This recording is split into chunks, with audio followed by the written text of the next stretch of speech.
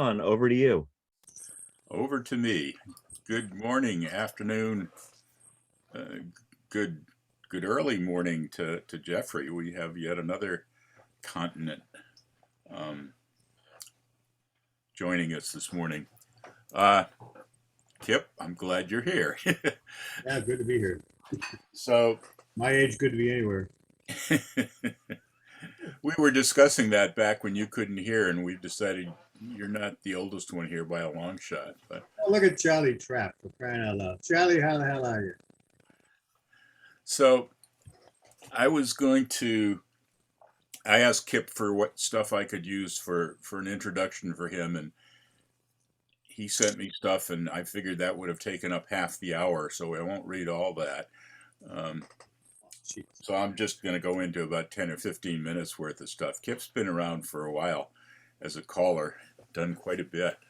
Um, I first got to know Kip when he was living in Massachusetts, and I was trying to learn to call.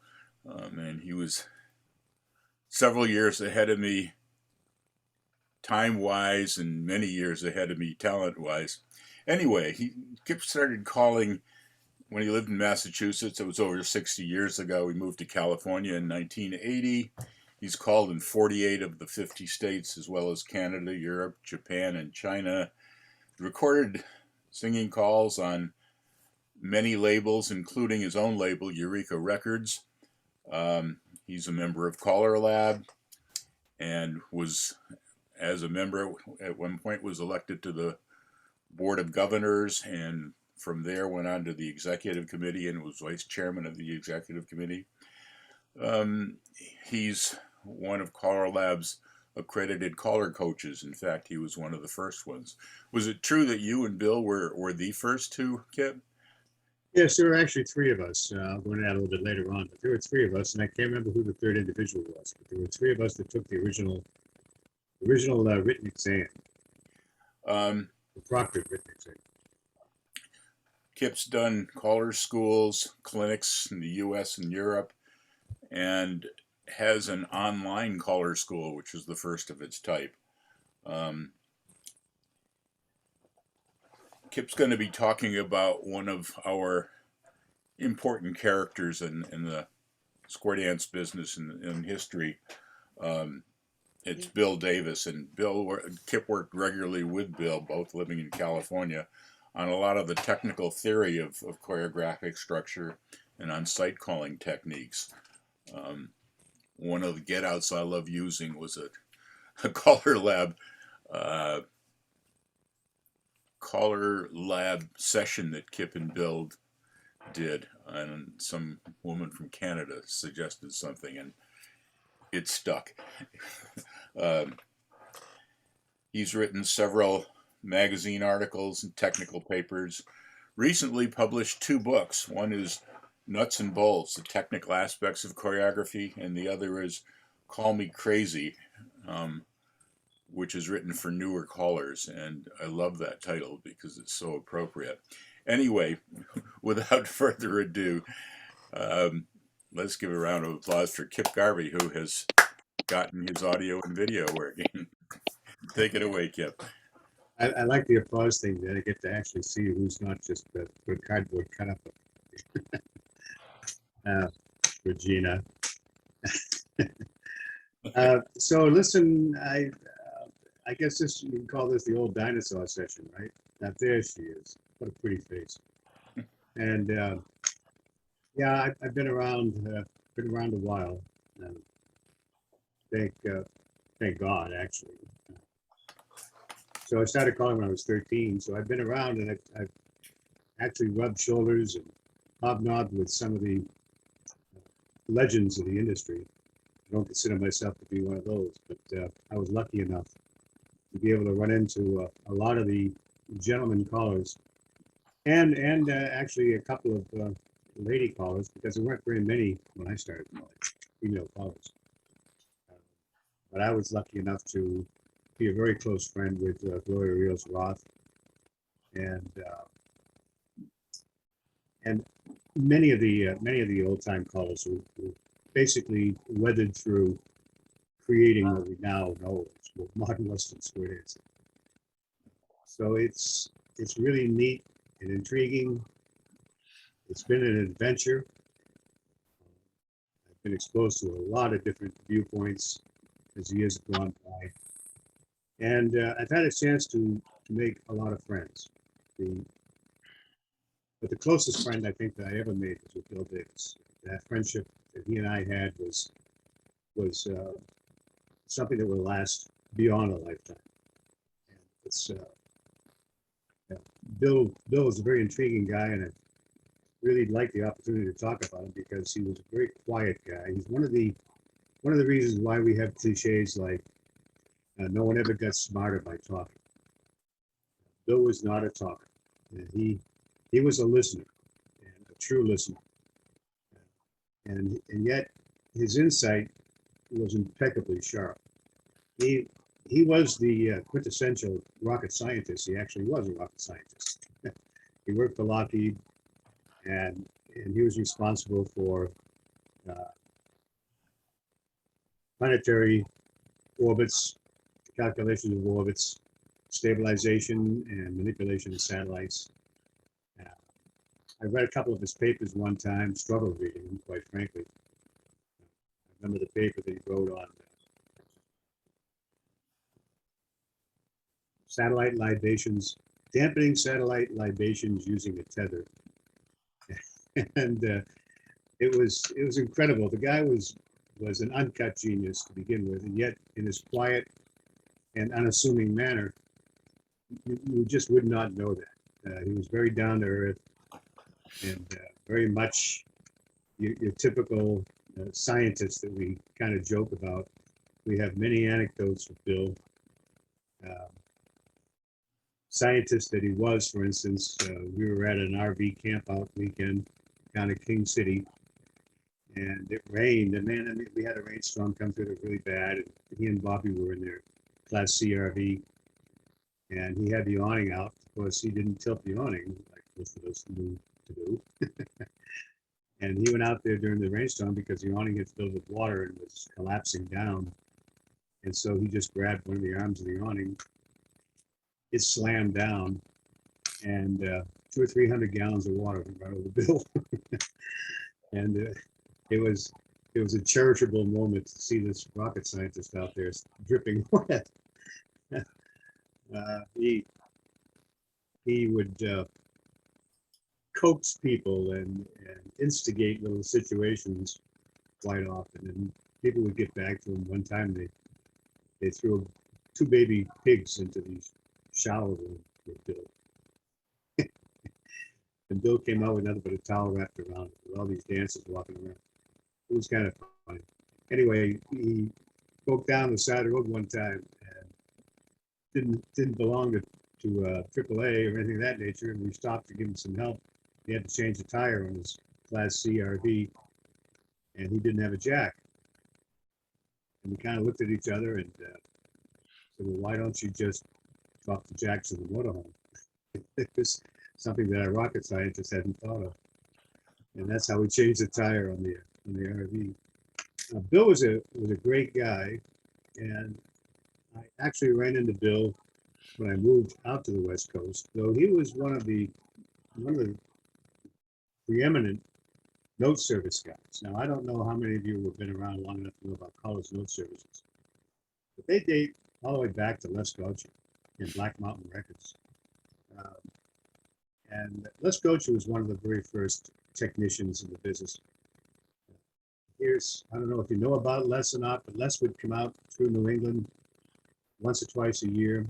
He'd call up at Newton Pavilion in New Hampshire, and in his Cadillac, his wife had a cardboard carton cutout of a coffin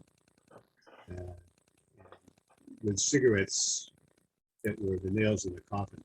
So he was an anti-smoker and publicized that. He would put this right up at his dances and put this coffin next to the stage. He would call 2 tips of hash, no singing calls. Couldn't sing his way out of a wet paper bag. He was blessed with an amazing mind, amazing choreographical mind. He just lacked the ability to hear those notes and to sing the notes. But he would do one singing call at the end of the night by popular demand. But his choreography was outstanding, and he was one of the first guys that I ever read about that looked into choreographic structure. I remember reading an article that he wrote where he was puzzled over how come you didn't have a sequence change on a pass-through trade-by situation. Why is it? How come we don't? It seems obvious. People are going by each other. Why don't the sequence change? He wrote 3.5 pages wondering why the sequence doesn't change when you do what we know today as a pass-through trade-by. In those days, it was the guts of the chicken plucker. And so when I met Bill, Bill was the author of the Santa Clara Valley Note Service. The Santa Clara Valley College Association had their own note service. Another member of that association was Bill Peters, who had his own note service at the time too. And both of those gentlemen knew each other very well. And but Bill was the guy that was looking deep into the heart of choreographic structure. He and I would have lunch sometimes twice a week, and just sit down there sometimes for an hour, 2 hours, 2.5 hours, talking about the structure, why it works, and how it can be defined. Because we didn't have the language at the time. We didn't have the vocabulary to try to express, especially to newer callers, what this choreographic structure looked like. Vocabulary wasn't there. We didn't even have the word FASR. And so all of that was being developed in the late 70s and early 80s. Bill and I both belonged to the caller training committee at the time. And they were hammering out, the caller training committee was hammering out the curriculum for training callers. And when it came to the choreographic structure aspects of that particular curriculum, almost everything that we have today was written and created by Bill.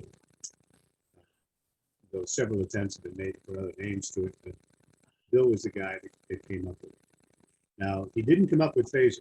Interestingly enough, the word FASR, the actual word FASR was a Bill Peters device. But that was at the time, if you recall, where the #1 box office hit running through all of the cinemas was Star Wars. And we had this formation, arrangement, sequence, and relationship, the 4 pillars of our choreography. And a lot of us were arguing that probably sequence should be last, relationship should be third, because it was the third most important one.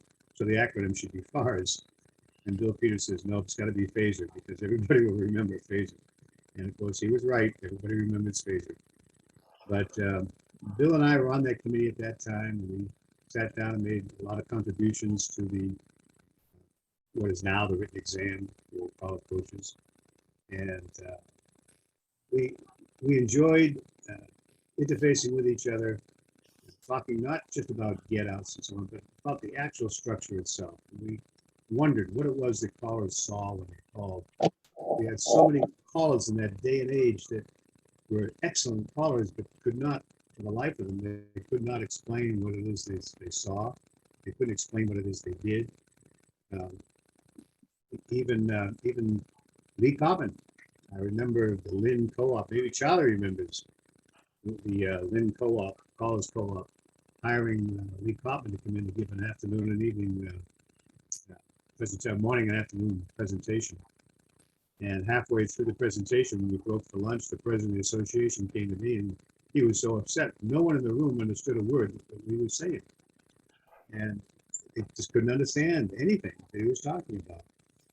And he was irate and wanted to cancel the afternoon session. And we talked him out of that. And Lee came back. Lee did the only job that Lee could do at the time, because, like I said, we didn't have the vocabulary in those days to express a lot of the things that we could express today. And so another Ron Schneider. Ron was a genius with his choreography. It flowed so well. It was magical. And yet he could never tell us what he saw. He could never relate to us how he put his choreography together or what made it intriguing to him, any aspect of it. And I loved Ron. He was a great guy. He and I were friends right up until his most recent passing.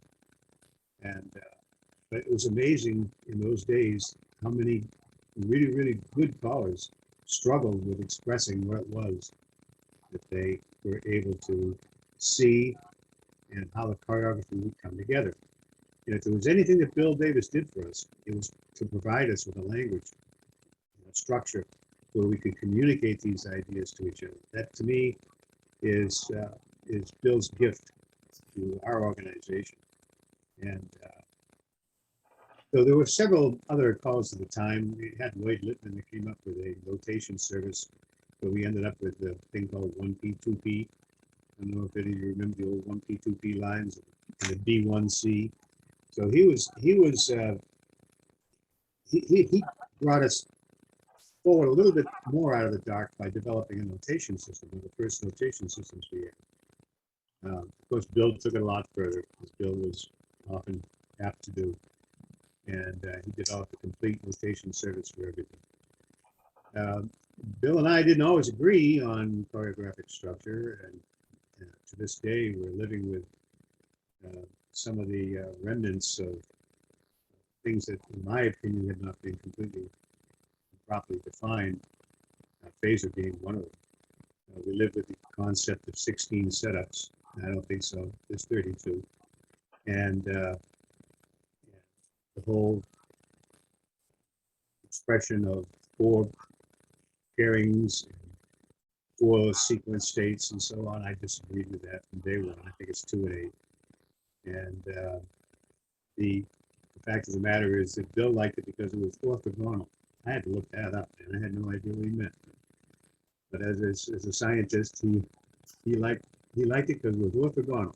4 pairings, 4 sequence states, 4 times 4 is 16, 16 setups. It all comes together, kid. Well, okay.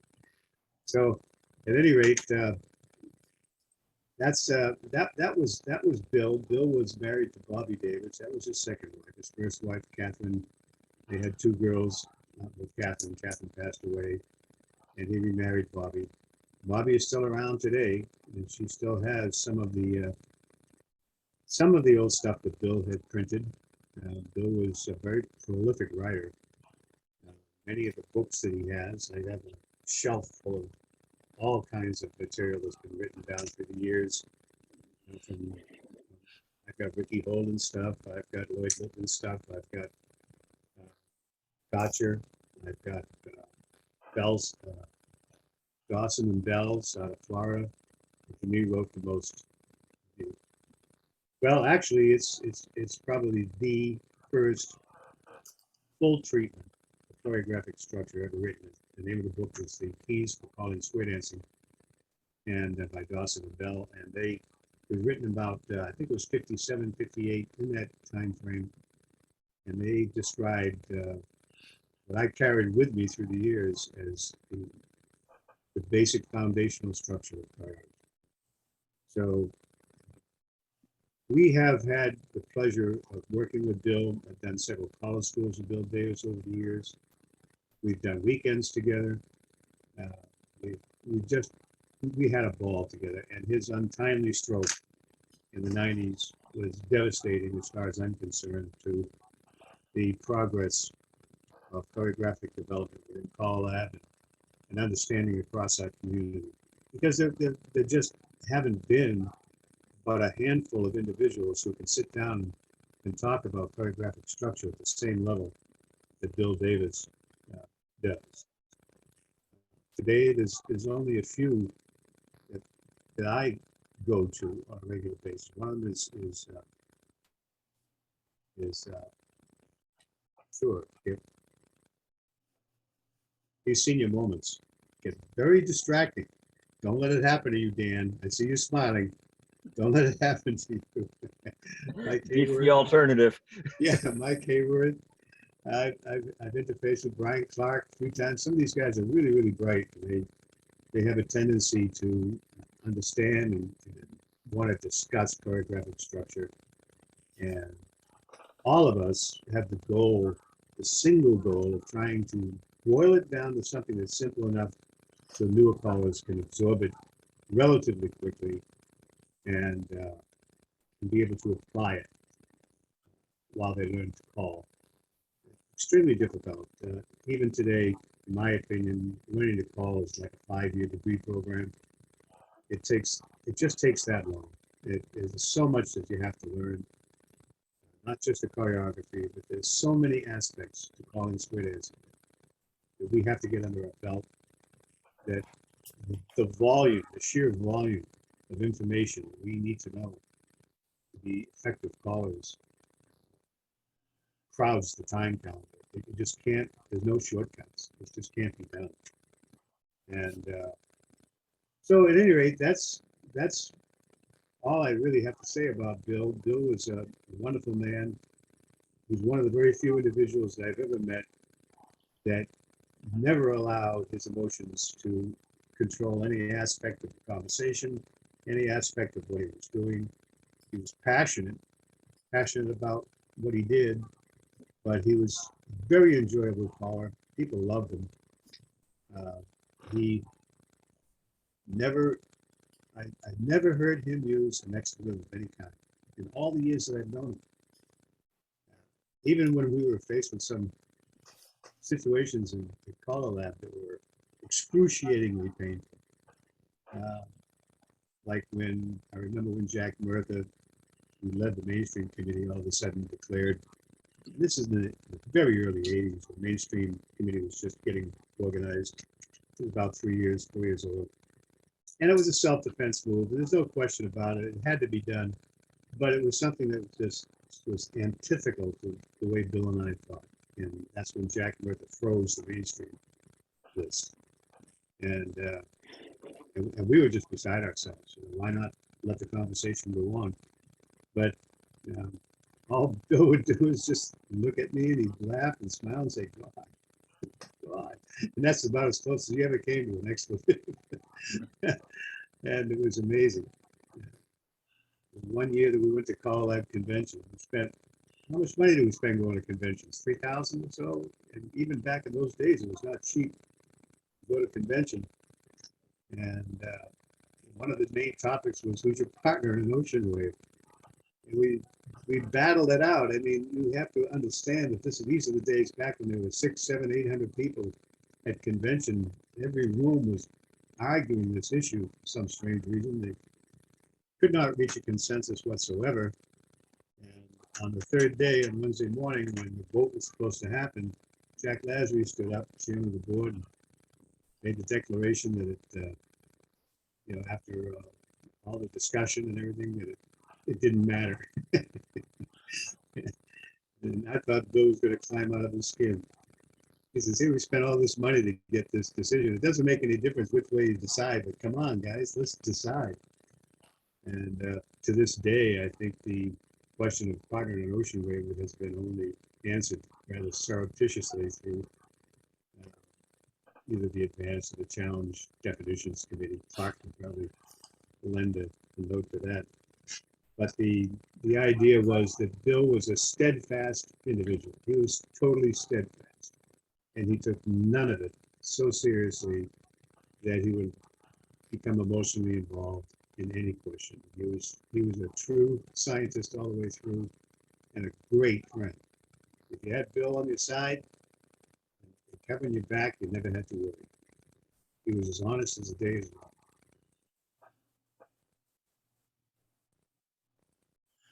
Questions? Okay. Clark, go ahead. I want to prod you for a few more aspects of Bill. One is I just looked up in my database. As you said, he runs a note service or ran a note service. And he also was the author of Calls. And as I remember, he used a pseudonym when he wrote a call, so it wouldn't look like he's like writing them and publishing them himself. But my database has about 96 Square Dance calls under his name, and a couple of them with your name and his name. As I look through the ones that I remember and that we used, I would say at least 10 of them, got used or are still in use up through C4. But one that surprised me was Trade By. I have him as the author of Trade By. So do you have any comments on writing calls and publishing calls and all that aspect of Bill? Well, you know, Bill and I never focused on that. That was a byproduct of his note service. In those days, and when I say those days, I'm talking about the middle '70s on to the late '70s. If we were hired to do a festival or any kind of a major regional event, it was expected that the caller would bring something new to the table. Um, that was one of the reasons why there was such a huge influx of new material, new calls at that time. And so it was just common. It was part of our common practice that we would sit down and create a call. You know, like I wrote change lanes, I wrote nip and tuck, calls that are not being used at all today. But that's just that's the nature of the beast at the time. You were expected to bring a call with you that no one knew. It was not just for equalizing the floor, but the dancers expected it. And so a natural byproduct of running a note service was to create calls. And Bill was very creative in a lot of the stuff that he wrote. One call that he did write, which was tongue-in-cheek, is the escalate call, up escalate and down escalate.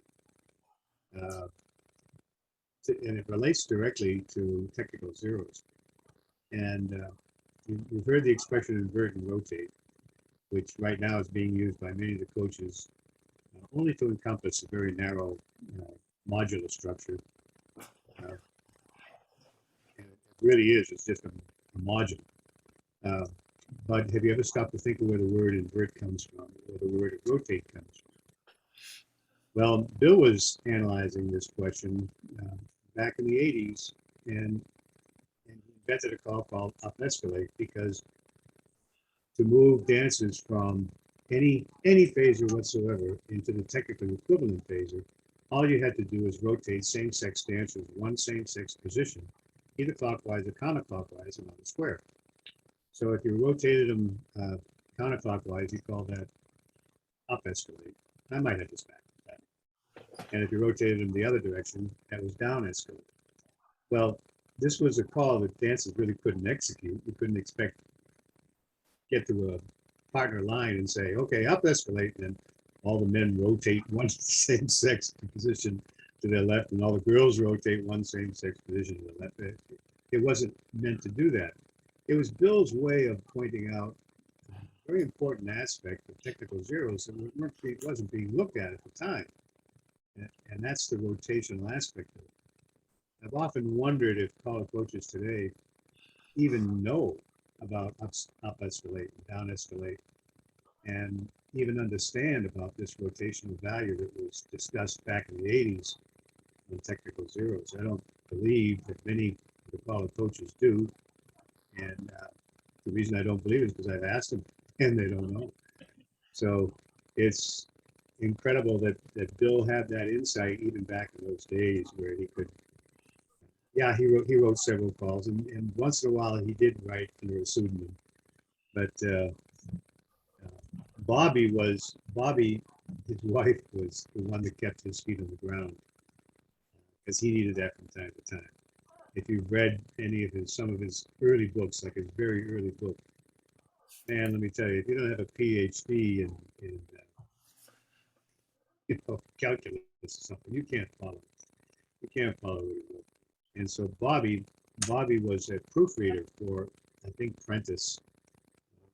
I might have the company incorrect, but she was a proofreader for a major publisher, and she would proofread a lot of Bill's stuff and bring him back down to earth. And even after that, Bill Peters would always poke Bill the following month by writing whatever Bill wrote about month A, Bill Peters would write about month B. And people would ask Bill, "Hi, Bill, why do you do that?" And he said, "Well, people deserve to have the right to understand what it was Davis was talking about." So he was he was that type of a guy, and like I said, a mind like his in this business, he was incredible. He was wondering and questioning things that even today many callers take for granted or don't question at all. I've got bunch of things I want to comment on. I'll try and piece them in quickly. But one of the favorite things I remember talking to Bill Peters, Kip, was Bill had also written a bunch of books, and I said, "What's your next book, Bill?" And he said, "Well, Bill Davis is writing a new book, and then I'm going to write a translation of it." Just so when Kip and I were talking, we agreed that Kip knew Bill Davis very well, but the person that could really talk about it was Bill Peters. The two Bills were really good friends, both square dance wise and otherwise. I know they used to go hiking in the Sierras together a lot.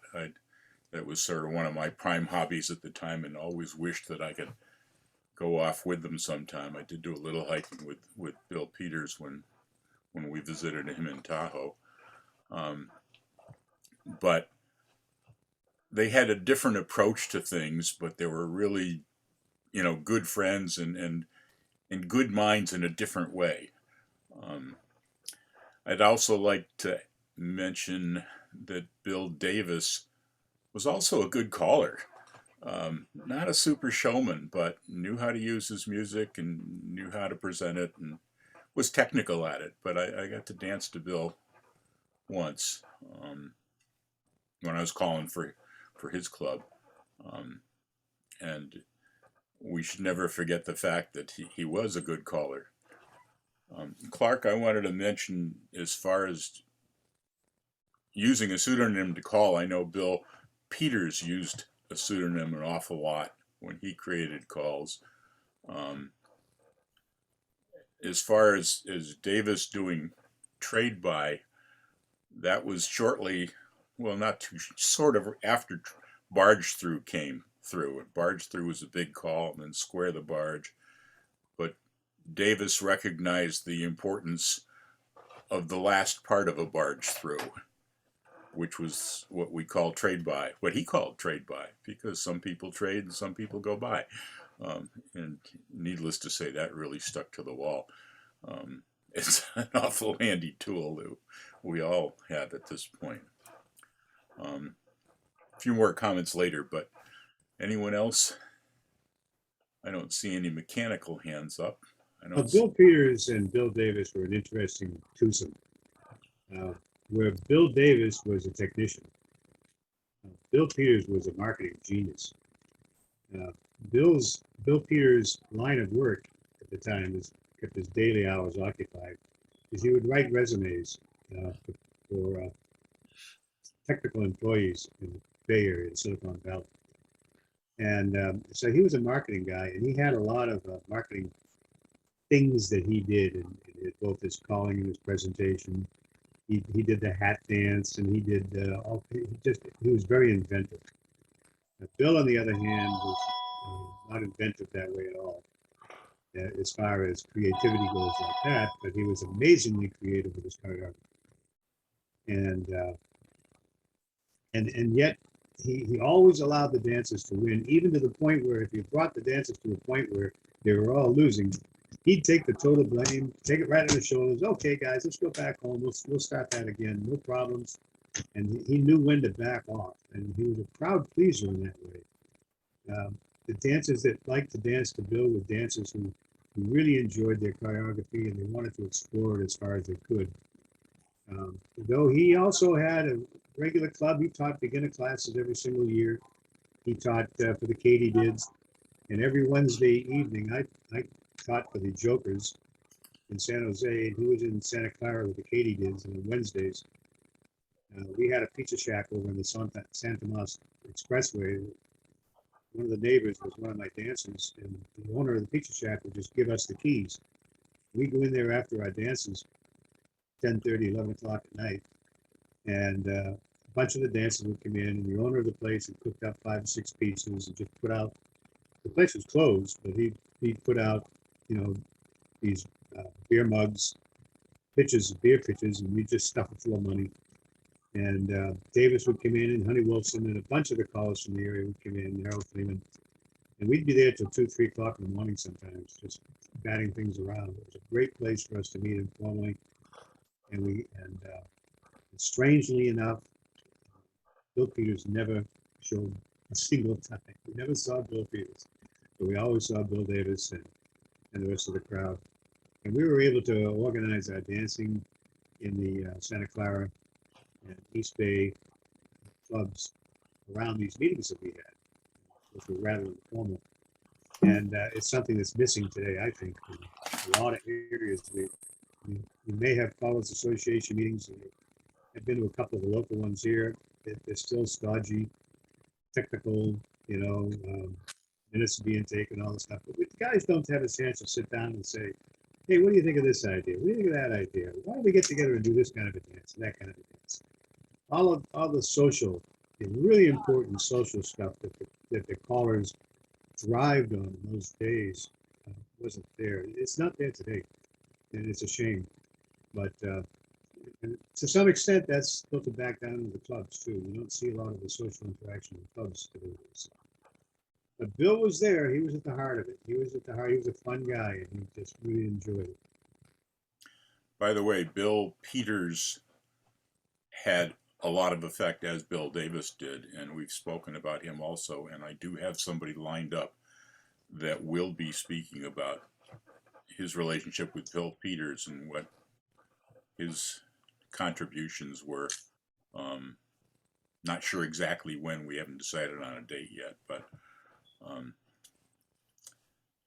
the two of them definitely were a good pair. Kip, I wanted to ask you, it's sort of off topic, but at one point or another, when FASR or FASR, I can't remember, John Jones told me the correct pronunciation once, but I can't remember what it was. We all know either pronunciation. You were trying to convince me that it was redundant, that one of the things in there was unnecessary or only partially necessary, and you had me convinced, but I can't remember what that was. Does that ring a bell? And well, I think that the emphasis, it's the emphasis that we've taken. The four elements are important: formation, arrangement, relationship, sequence. These are the four pillars of our choreographic structure, and they all carry importance. It's unfortunate to me that they married technical zeros to sequence states. And I think that what you're referring to is when you're talking about technical zeros, there's no reason at all to bring in sequence. It's technical zeros is a relationship phenomenon, and it can be totally described in terms of relationship. And there's just no need to bring sequence into it. It's a non sequitur that leads you down several rabbit holes in trying to figure out, a man in sequence, a girl's out of sequence, a girl's in sequence, a man out of sequence. It doesn't make any difference. It's the pairing situation that is important. So I think in relation to FASR, I simply de-emphasized sequence as an important factor. it rings a bell now that there was an overlap with some of that information. Yeah. Yeah, the sequence thing sometimes gets more attention than relationship, and in my opinion, right now, I've been on this track ever since I started back into calling again. As I looked at what was being done at college schools, it's all formation and arrangement oriented, most of it, and with very little regard to relationship. And relationship is to me, is the critical component of FASR. If you're going to be able to resolve quickly and be aware of where dances are at a given time, you need to really have total control of relationships. And it gets zero attention at college schools that run today. Other than, well, once in a while we say, oh, we're talking about a corner blocks, one paired, one unpaired, boom, that's it for relationship. And relationship goes a heck of a lot further than that. Kip, if you want to learn about relationships, Barry Johnson we had him do a session here on relationships that's recorded online, and it went into a lot more depth and practicalness than I had been aware of, because I've always had a different approach, as you know. But a really good talk. In fact, he and I are going to be doing a session in next Caller Lab on relationship. You're right. There's a lot of importance there. Yeah, there is. And Barry's done a nice treatment on it. Hayworth and I have written several white papers on it. And some of them are available at the Call Lab Knowledge Base. And yeah, it's been a pet of mine because, you know, even with new callers, I'm currently in the process of training 5 new callers right now. And my emphasis on them is with relationship. So for he's a brand new guy. Well, 3 of them are brand new, never touched a microphone before. And I've been working with them now for about 3 months. They're still doing nothing but 2 couples. Until they get total control over 2 couples and the relationship aspects of just 2 couples. They can't move on to an 8-dancer square and expect to be able to handle the relationship aspects of it with fluidity.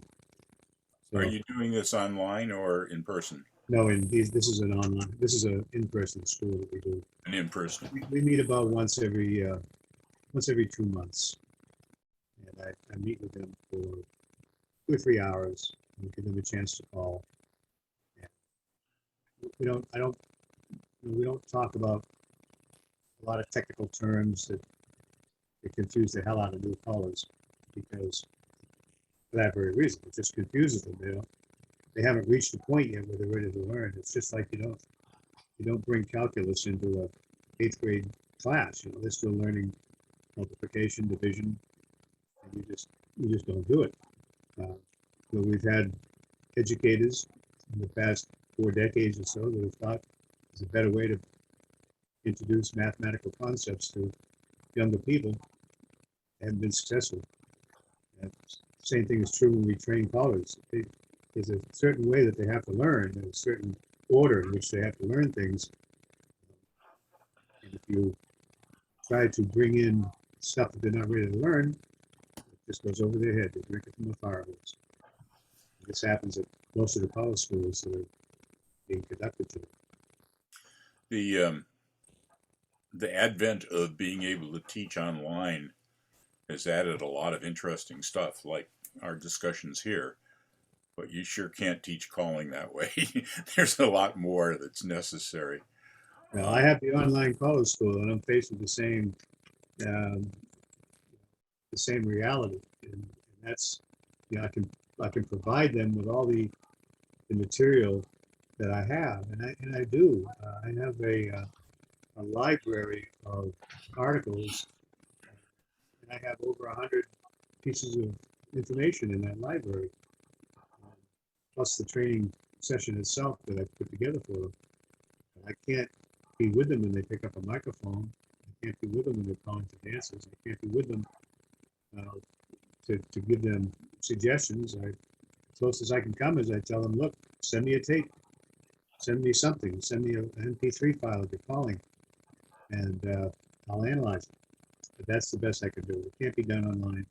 But the online training does have its own value package, and it has a lot of value, because if people can understand what it is they have to learn next, if they know where to go next to improve, then that's been very helpful. And online training can do this. They can point out the areas where you need to go next to study.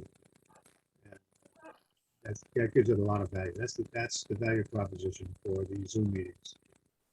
You talked about at the beginning how much there was to do to being a caller.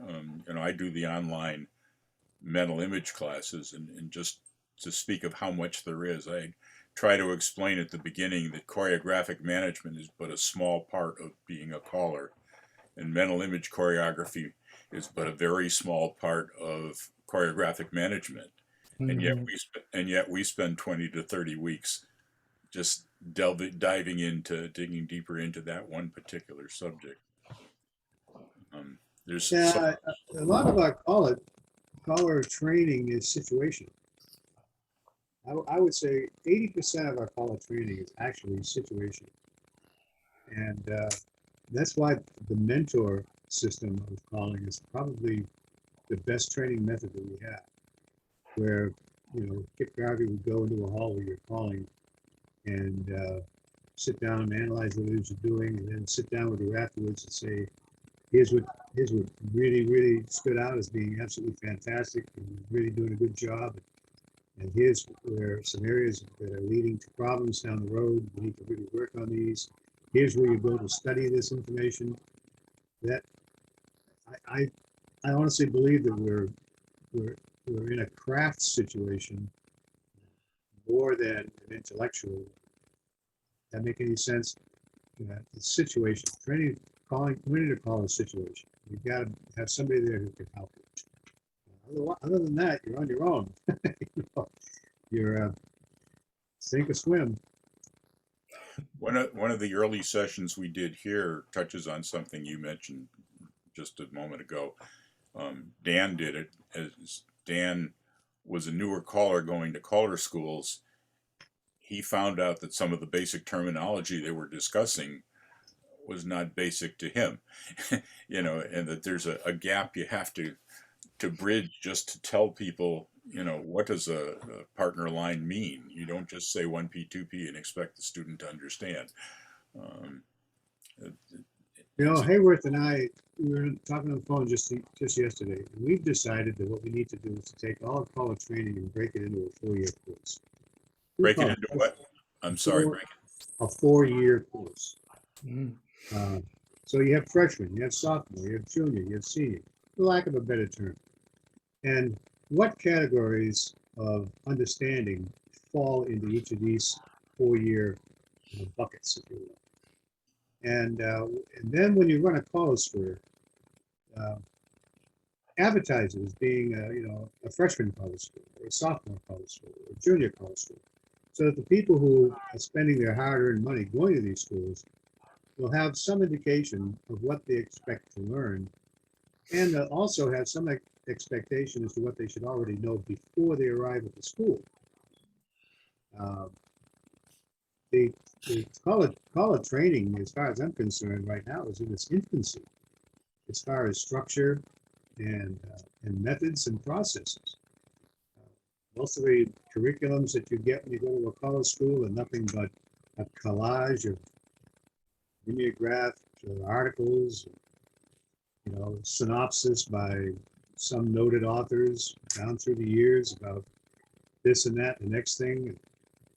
And it's just like buying an anthology of things you got to know if you're a caller, but it doesn't really help. So the curriculums don't offer much. The training is all over the place. It always ends up being formation and arrangement oriented, and somehow leaks down to psychon, which is not helpful. It's not helpful for a brand new caller, especially. Just totally unhelpful. We've talked about that here a number of times, is that because you want to go to a Caller Lab accredited caller school, Caller Lab says they have to teach a little bit of everything, and it's the fire hose approach, and you get wet, but it doesn't sink in. It's just a lot of stuff coming at you, but so it's there, you've heard it's there, but what do you do with it? How do you handle it and such? I'm going to continue to interrupt at this point because I notice the hour is up. I'm going to do my usual thing of thanking you guys for coming. We are on this intermittent schedule. We don't have anything scheduled for the next few weeks. So we have a few fewer people that are, I guess, just regularly came. Can I tell my Charlie Trapp story? Let me do, we're going to continue. Just let me do the official on the hour thing. Charlie started joining us about a month ago. It's great to see another New Englander here with us, and especially someone So we're on an intermittent, and I will, when we have things pop up and we have a number of ideas, they will be posted on Facebook groups as usual, plus sent out to those of you that have asked me to put you on the mailing list. We got probably half a dozen people now at this point. I want to thank you guys again for coming, and also definitely thank Kip for being able to squeeze us into his busy Halloween schedule here. Let's have a hand for Kip. Definitely good to get some insight on Bill much deeper. I knew Bill reasonably well, but not nearly as well as you did.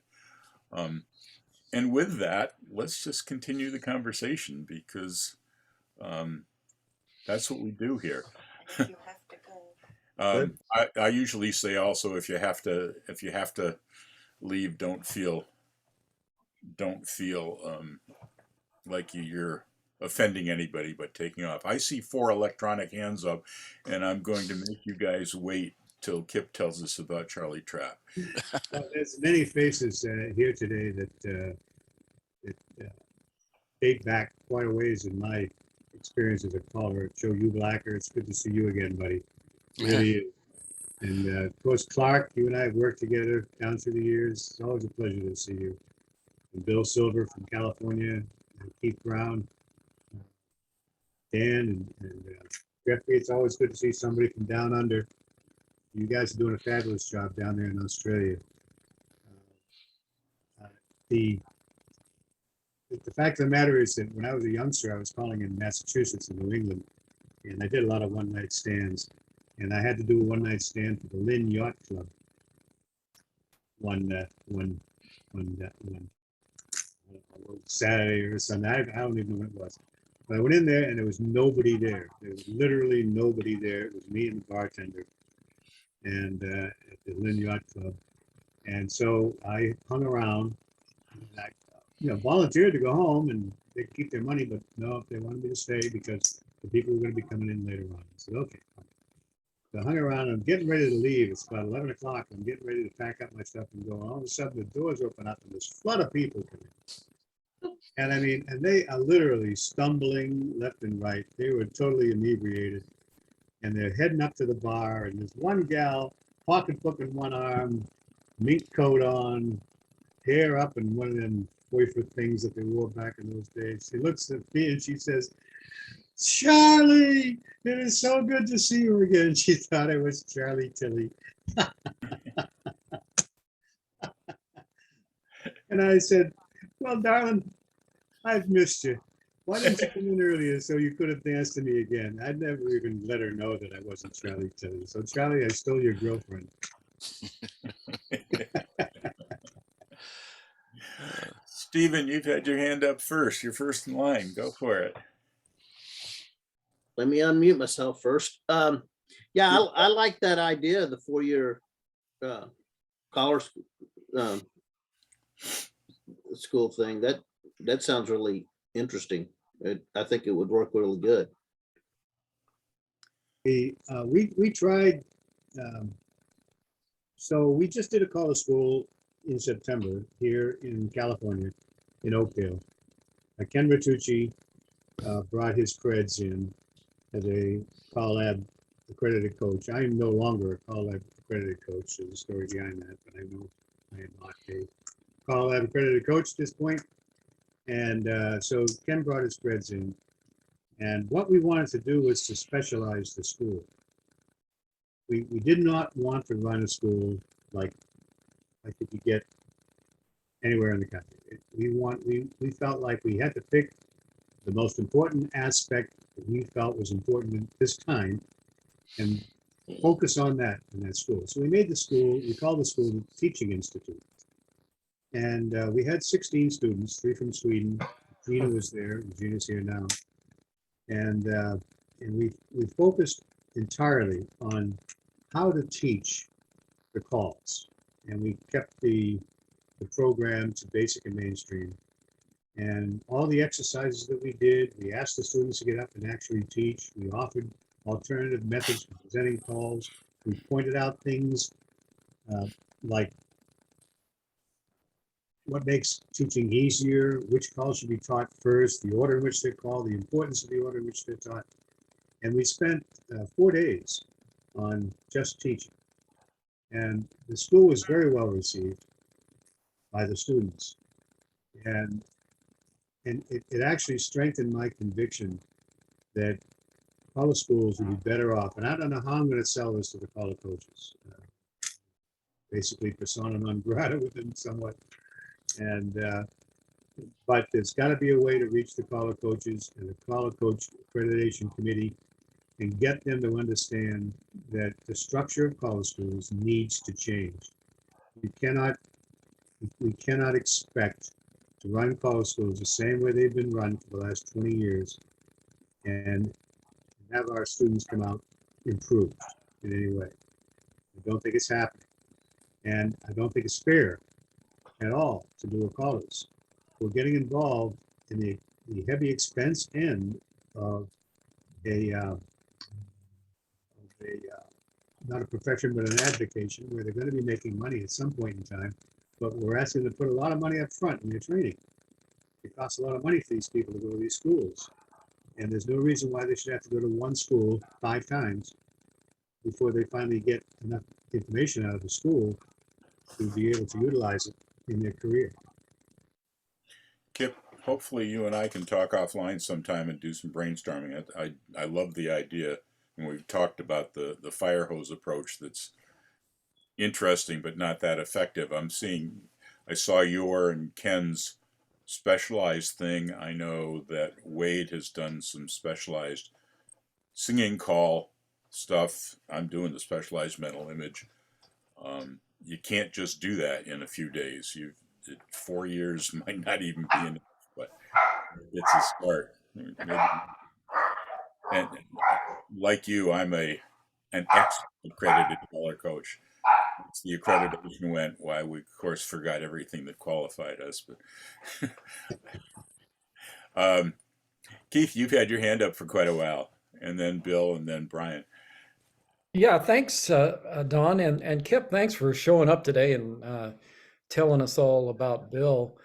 And I was going to ask you, had your views on caller instruction changed over the last 30 years? This January, it's going to be 32 years. I attended the Kip Garvey and Bill Davis, or maybe we should say Bill Davis and Kip Garvey School of Calling in San Jose, California. And it was pretty interesting. One story I'll relate, well, there are many, is usually Bill would get up and introduce a concept that he wanted to talk about. And as you say, it was kind of a specialized school. It was mostly about site resolution. Bill had gotten to the point where he used site calling and he relied upon it almost totally. And he'd go into it for 5 or 10 minutes and this, that, and the other thing. And then he'd sit down and be very quiet. And Kip would stand up and say, well, now let me give you my view. And he'd explain the same thing, which is really good, because I discovered that when I was teaching square dancing to people, I usually had to go over a call 3 times before everybody in the room would get it. You get a pretty goodly amount of them the first time, but you don't get all of them. And so many of us back then teaching would only go over a call 1 time and expect the dancers to remember it and know, or at least know it, so that maybe with a little bit of review, they'd remember it. And that just really doesn't happen with folks. Another story was we had a new caller hoedown at the end of the whole thing. And I was so nervous. We had, you always, when you go to caller school, you've got one pro in the audience already that's, in the caller school that knows how to call, has been doing it for a while, and he just outshines the other students. So I was pretty brand new at this. But I thought I could sing, so I got up and did a little bit of patter, and that got messed up because some people that, of course, I was using for keys decided we're going to switch our square all around and see if we can trick the caller, which was a good education for me. But that's not the place, especially where you want to learn those things. But at the end of it, Bill came up and it did a singing call. Bill came up and he said, you did pretty good. And I was still on stage. He said, you had your hand in your pocket all the time. Like I said, I was nervous, and he goes, was there something pretty good in there? What were you doing in there? So Bill had a sense of humor.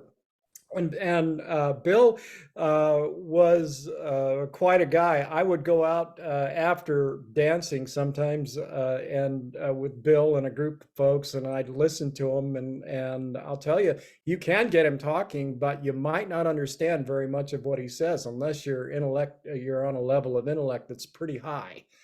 So thanks for bringing all that to us today, Kip. And I hope I see you soon. Thank you, Keith. Bill Silver.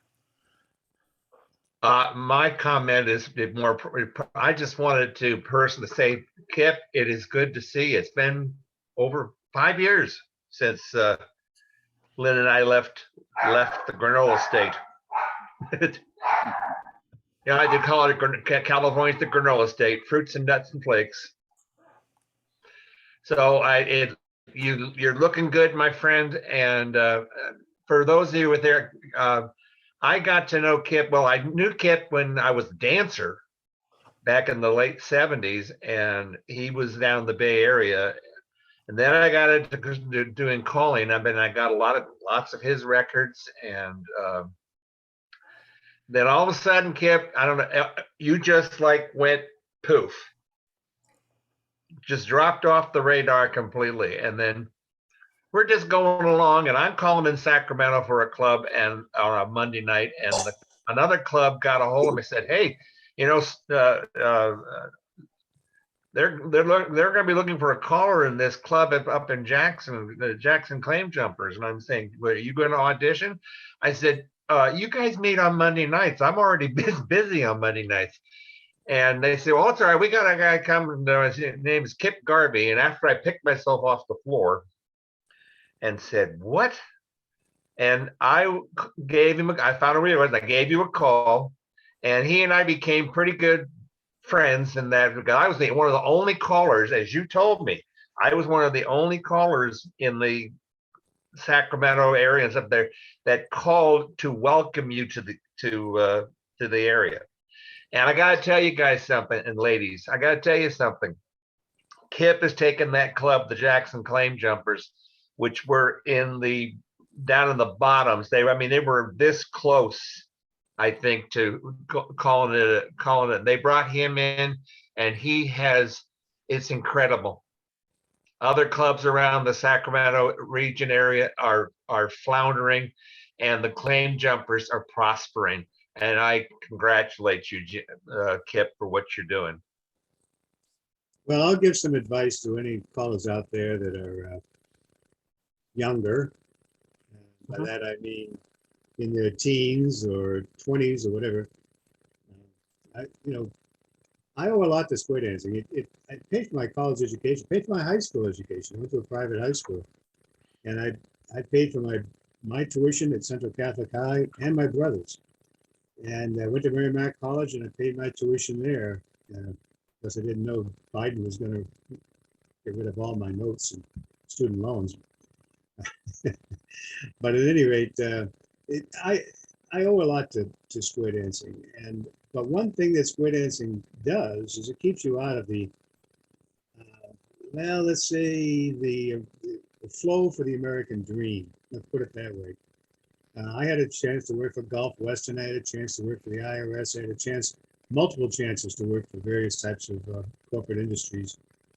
And I did rather well as a caller, and I never pursued anything else.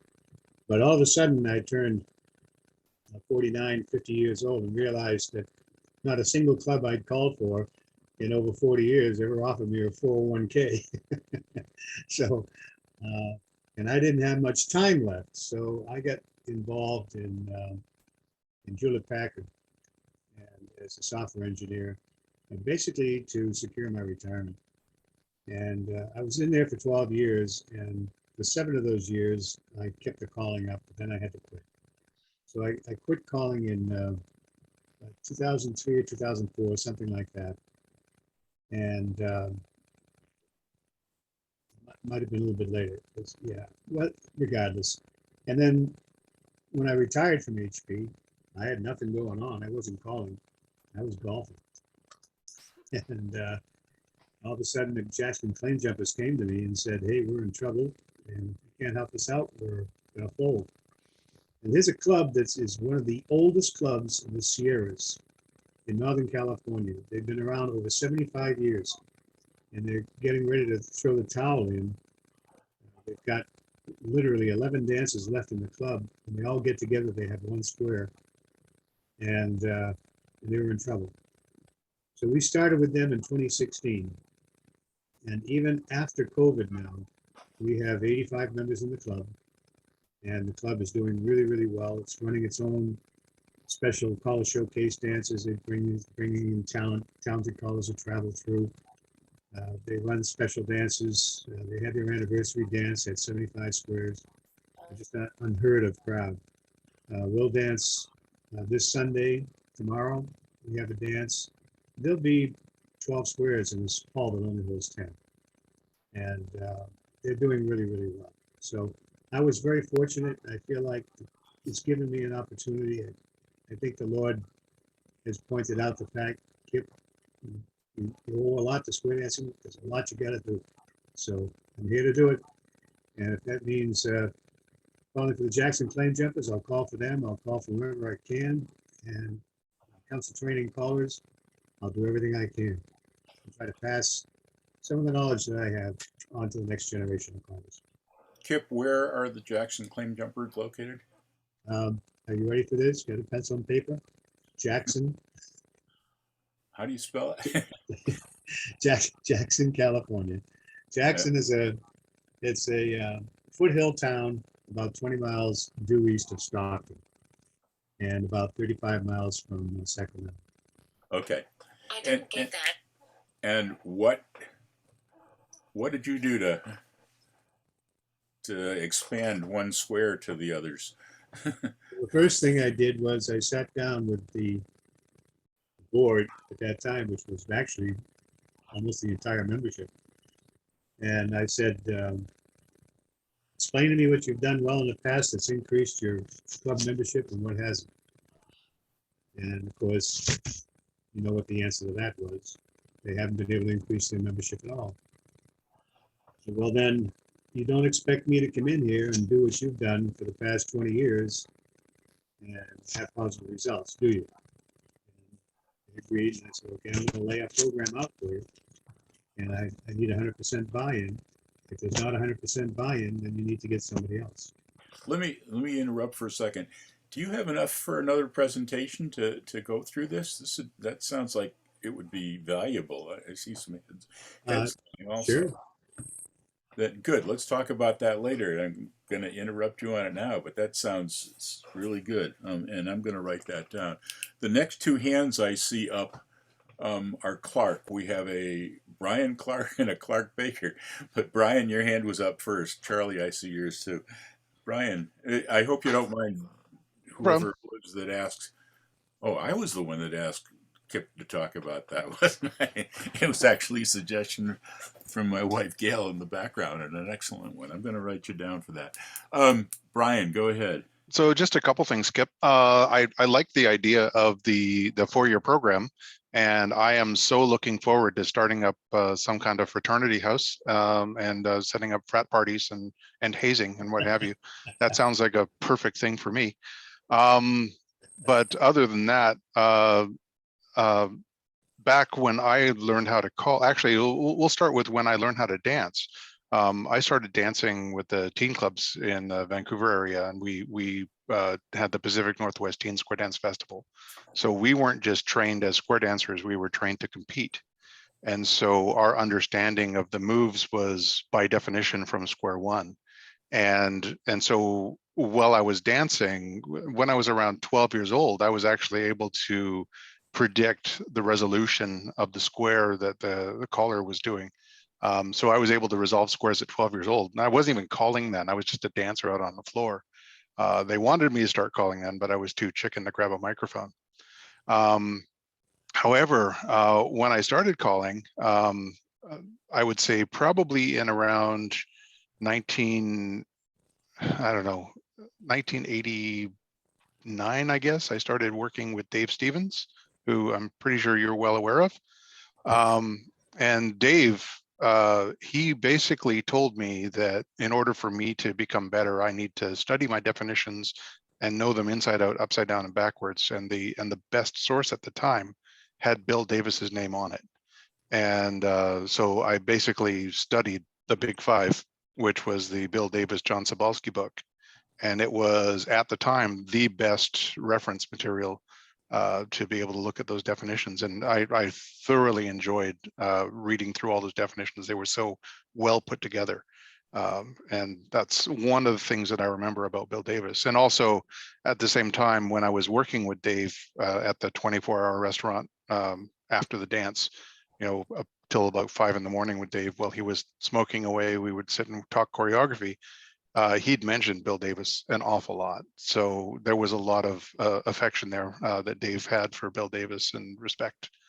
So yeah, it was nice to hear you talk about him, because I didn't know very much about him. Well, it's interesting you should mention that, because Bill Davis and John Sobalski had a copyright on that Big Five. And that was a compilation of definitions, and one of the best ones at that time. And when Color Lab finally got into the definition business, so to speak, of defining all the calls and putting together definitions of the calls, they started with the Big Five document. And to this day, there's still a copyright reference in the Color Lab definitions to Davis and Sobalski. Clark, So the other one, yeah. there we go. So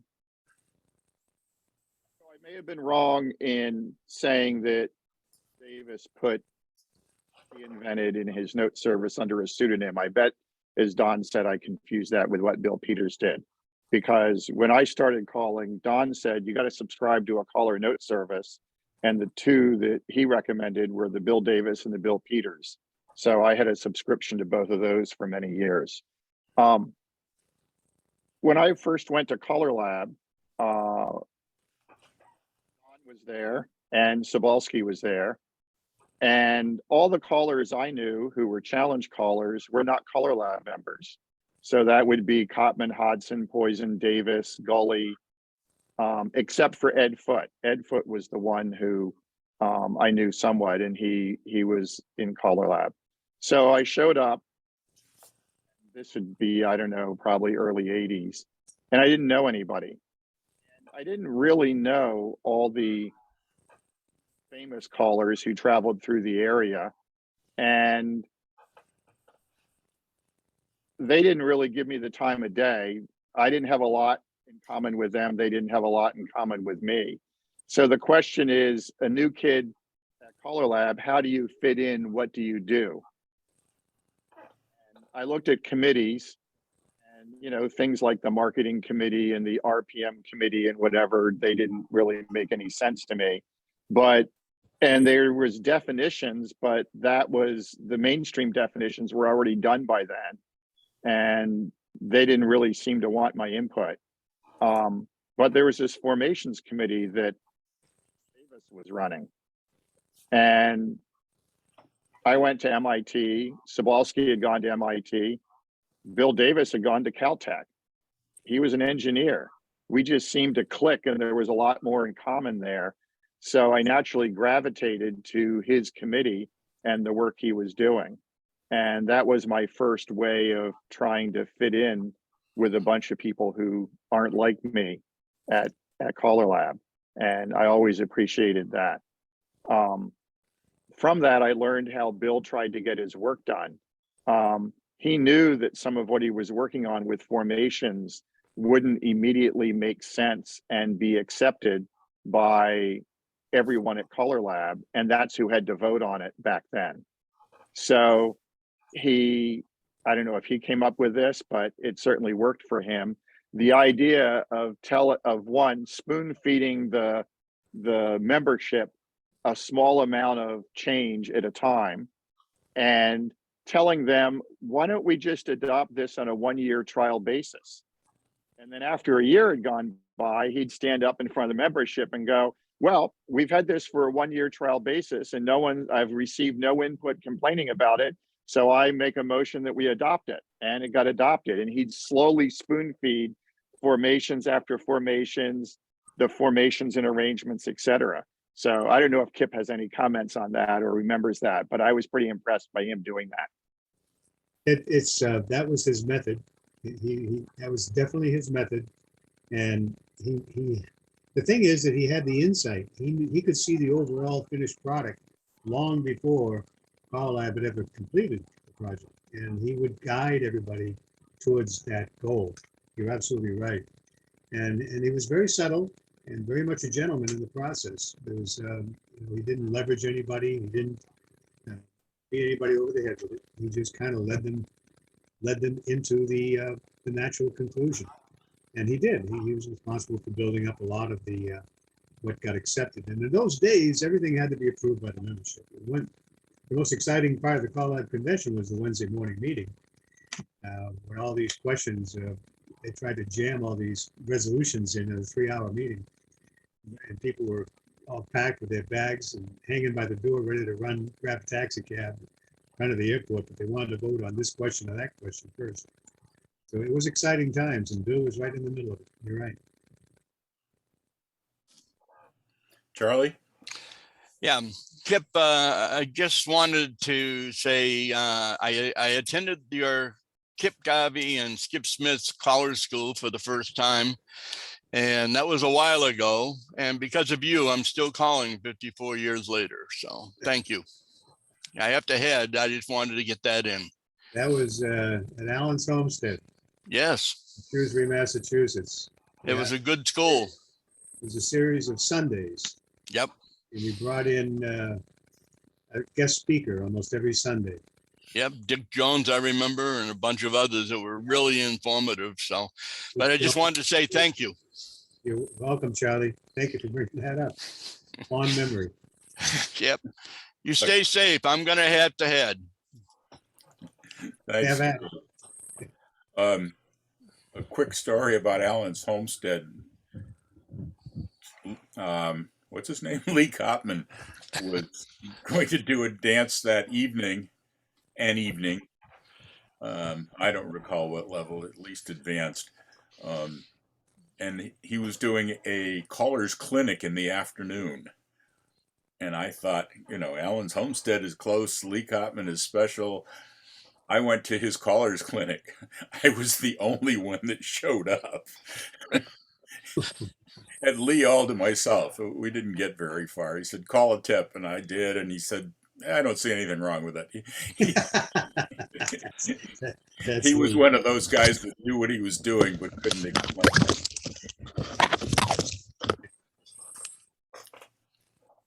Oh, I could tell anecdote after anecdote in some of these old time callers. Harry Lackey out of North Carolina, and some of and Curly Custer. Holy smokes!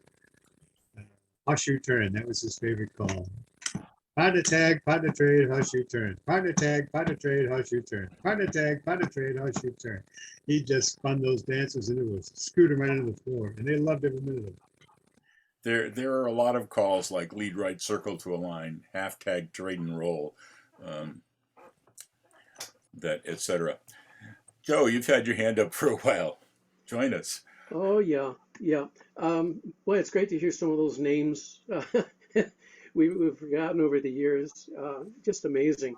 The thing with Kip, and I have some stories about Kip that we can't talk about, of course. And there are some, they didn't work for me, but they sure worked for you. The thing with Kip is, he didn't play fair, okay? When you remember Ponderosa Hall over in Albany, New York area, okay?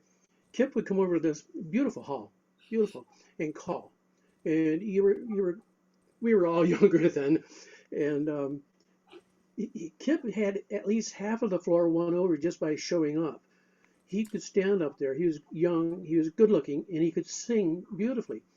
And we hated him,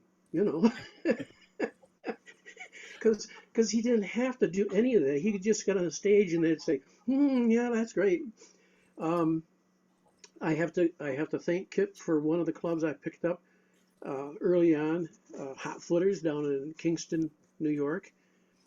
Kip was getting very, very busy traveling, I think, doing quite a bit of stuff, and couldn't really call for them regularly.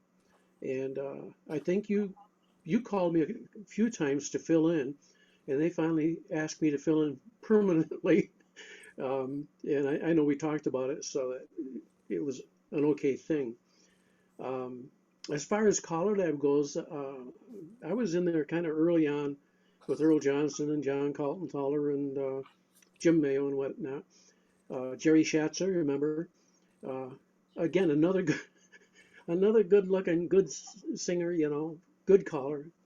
But we worked together well. But he was the one that invited me because it built exponentially. Each caller would be allowed to ask another caller or two to join in, right? And two, okay. So Jerry asked me, I don't know who else. So we did that, and then the first time I saw you, Kip, at a Collar Lab convention, I don't remember the year or anything. It might have been Florida or something like that. And some pretty girl was in your arms. I remember that. And we won't discuss the. Well, that could have been several. We won't discuss the conversation. But we talk about the old callers and the crazy things that happened. It'd be great if we could get some of these anecdotes put down. I know we sat at a table at the cafeteria on the second floor, looking out on the main intersection there, whatever it was, and Jerry Haig was accosted by a working lady down on the streets, and of course we were all egging him on through the windows, and of course Kip knew the right words to say. But Was that St. Louis that I recall? well, that might have been. The bar had windows right out onto the street. Okay, that could well have been. But with the challenge callers joining Collar Lab, because I invited Norm Poison as one of mine the next year, and I know it was in Chicago, and I don't know if you were there, Kip, or not, when we did truck squares, where we put our Non-Poison. Yeah, Non-Poison had written a call called Truck. yeah. And he wrote it right after I had written a call called Nip and Tuck. Oh yeah. And he came up with a combination of Nip and Tuck, and the Tuck is Truck. Tucker's truck. I came up with tow truck. That's where you not only truck, but you take the person beside you with you. Over here is my lifetime experience with calling. You see this first shelf here, and that shelf. That's what I know about calling. Up there, that's what I should know. Somebody brought up earlier about going to Collar Lab and kind of mixing and mingling and so on. There was a unscheduled, undocumented committee that existed in Collar Lab, which I was chair for several years, in a very informal and unnotable way, and that's the lounge committee. And we would always invite the newer callers to come into the lounge committee and sit down and talk. Tell us about yourself and what you're doing and what's going on in your area and what do you expect to happen and so on and so forth. And so all the guys would be in there, and it was just an open arms type of thing. We actually got a lot accomplished in the lounge committee, though we didn't have any vote. We couldn't bring anything up before the board. But we did get an awful lot accomplished in the lounge committee over several years at Collar Lab. So if you're a newer caller, look for the lounge committee. Now, you don't have to be an alcoholic to join the lounge committee. I mean, they do serve 7-Up and Pepsi. So, but the idea is that it's very informal, and the guys usually who hang around there are just they're just themselves. There's no pretense, and they're not in there with any agenda. So you get to meet them one-on-one. Joe, remind me, Ponderosa Hall was the one at the airport in Schenectady? Near the airport, yeah. Yeah. Yeah, the guy was secretary or treasurer of Helleberg Twirlers, which was a very popular, good running club, and he saw all of us callers getting so much money that he thought I think I'll make a job out of this. So he built a beautiful hall. He had a plumbing and heating company, but he built a beautiful hall, just gorgeous. And so he could hire the callers and keep most of the money himself. He What actually was his name, has, Joe? Pardon? What was his name? Remember Oh, his name? I remember the guy. Roland Downs. Yeah. That's right, that rings a bell. Yeah. He had his plumbing and heating thing had this huge building, and he sectioned off a part of it, you know, an industrial complex kind of thing. He sectioned off part of it and made it into the square dance hall. And yeah, it was beautiful. One of the I think the first time I went there was Jim Mayo was calling out there, and he was Jim was a pilot, had his own plane or rented one, I don't know. And I flew out with him. And you know, you land at the Schenectady airport, and then you walk over to the fence and throw your equipment over, and they've got somebody there to take your stuff into the hall. I think Jim had me call a tip, and which I appreciated, and got to call there several times afterwards. Great hall. Unfortunately, I think he found out plumbing and heating was more lucrative after many years. Yeah. Well, it was a beautiful thing, and it's something that other people might take note of. The idea that just because you have a beautiful hall and you hire really good callers doesn't always make for a continuing operation. He came to one of my dances one time and said, "I want to have coffee with you later. I want to ask you some questions." And so we went out, and he said, he said, because what I had going up in that area was going very well at the time. He said, how come my numbers are falling off? He said, I have the best hall in the area. I have the best callers coming in. He said, and the dancers aren't coming out anymore. What it was too much of a good thing. The dancers would say, "Oh, hey, are you going to Ponderosa Hall this week?" They'd say, "Who's calling?" "Oh, Flippo." They say, "No, I danced to him last week." And it was just, he had no themes. The caller had to do all the work. Go figure.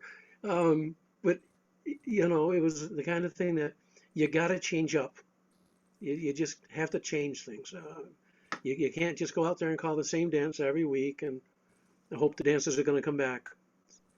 So if you build a hall, hire the good callers, but put some decorations up or something. I don't know. Have some themes.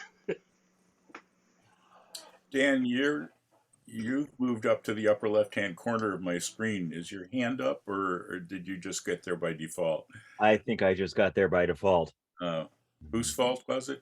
Yeah, it's probably mine. D's fault. Joe was the caller's fault. Always. Clark? I'll say something a little off the Bill Davis topic, but since Kip's here, as a challenge dancer and caller, and also a person who came up in the 80s, late 70s and 80s in terms of dancing, I was always interested in what the new calls were, and when we go to a dance, what call were we taught. Bob Gamble ran a kind of new calls workshop dance that we enjoyed going to. And you wrote calls. I have 28 at least that I have records of, and you might be interested that I'm just going to zip through them all real quick. Not all of them, but the ones that made it, that the C4 dancers are still dancing of yours, would include Change Lanes. There's a bunch that didn't. Nope, not that one, not that one. Inlet and outlet. Certainly. And we still do truck, and we do tow truck also. Outlet. Rip off. Kip's taking notes, I noticed. Shuttle in, out, left, and right. Shuttle. I wrote that. I wrote that on a shuttle. That's funny. Yeah. Was And that a let's see if space there's another shuttle? one. I was taking a shuttle down to Washington DC. Yep. So those are the ones of yours that we still use to this day, just so you're aware. Change lanes, inlet, outlet, nip and tuck, rip off shuttle. Truck. I didn't write truck. No, I'm Oh. poison. Truck was Norm. Yep. Nip and tuck and the Tucker's truck. Yeah. Well, we're anecdoting about introducing all sorts of new calls. Before I was very active as a caller, but happened into something called Ferris wheel. It got popular pretty quickly, and I was at a Jim Purcell dance in Waltham. I'm sure you New Englanders definitely remember Slim Jim. And that was the call he introduced that night, but he called it differently than I had written it. It turned out later, I figured out it was in his couple's scoot back. And I said, I'm thinking, interesting. He stole my name. He's doing something similar, but it flows smoothly. It's a pretty nice call. And in the break, I went up to him and talked to him. I was about to talk to him to let him know that, whatever was on my mind at the time, I can't remember. I don't think I was too irate. I didn't think Jim knew who I was. But the person in front of me said that we learned it this way, not the way you're teaching it. And Jim looked over his shoulder at me and said, "Is that right, Don?" And I said, "Yes." And I didn't know about sight calling at the time. It was strictly modules or mental image or something. And so to really Jim's credit, he corrected himself on mic afterwards and then used it correctly. And I'm thinking, geez, how could he all of a sudden use enough modules to make it work correctly when he was using it this other way? But again, the credit to Jim and for being up front, for showing me what you can do with sight calling, just throw it in and go from there. Those were interesting times. So Don, I've often wondered in your modular calling, do you actually picture X's and O's like in the back of the heads of the dancers and things like that? No. No, I learned from Jay King's book and was lucky enough to know Jay. And he called them ladies' chain type of calls. And it sort of became an instinct as to what's a ladies' chain type call and what's not. And it wasn't until teaching some of mental image at Jim Mayo's caller school that I had to define, when I was about to teach the callers there, I had to define what an X and what an O was, what a ladies' chain type call was and what it wasn't.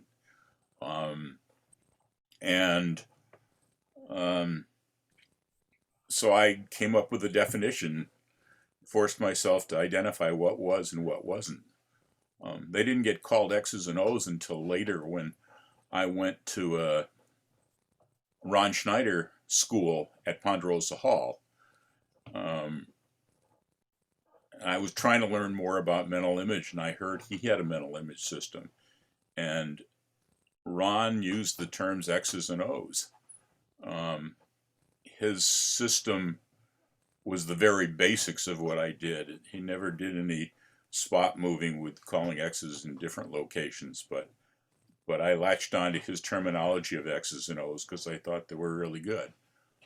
Didn't mention that in the book until the second printing, and then gave him credit for it because I remembered he was due with that. But no, I don't write on people's hands, not even my own. Clark is a guy that whenever you told him to take a note, he'd pull out a pen and start writing on his hands. When you